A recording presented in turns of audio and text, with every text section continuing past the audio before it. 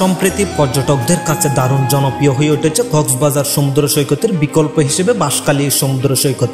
বাঁশখালী উপজেলার বিভিন্ন ইউনিয়ন নিয়ে দীর্ঘ 37 কিলোমিটার এলাকা জুড়ে বিস্তৃত বাঁশখালী সমুদ্র সৈকত। বাঁশখালীর সনুয়া, গন্ডমারা, সরল, কাতরিয়া, বাহারছড়া, কানকানাবাদ ইউনিয়নের উপকূল জুড়ে বঙ্গোপসাগরের কূল ঘেঁষে সৈকতের অবস্থান।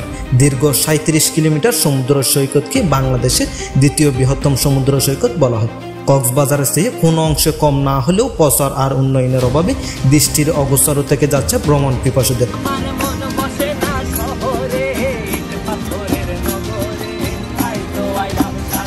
বাঁশখালী সমুদ্র সৈকতের প্রধান আকর্ষণ লাল কাঁকড়া, ভেজা বালির উপর হাঁটা চলার দৃশ্য জন্ম দেয় অন্যরকম অনুভূতির।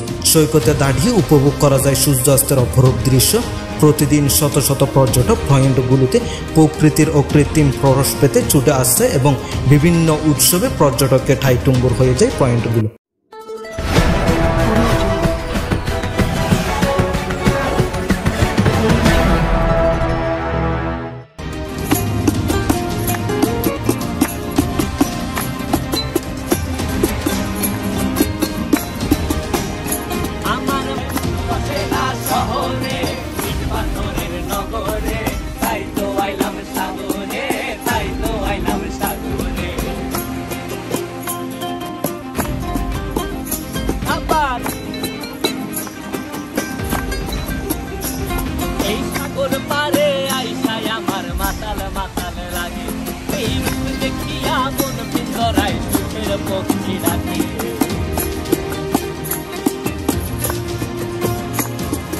সাগর পারে আইসায় আমার মাথার মাথার লাগে, এই রূপ দেখিয়া মন ভিতরাই সুখের পক্ষী লাগে।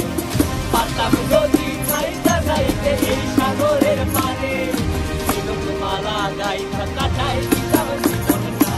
আমার মন বসে না শহরে, পাথরের নগরে, তাই তো আইলাম সাগরে, তাই তো আইলাম সাগরে।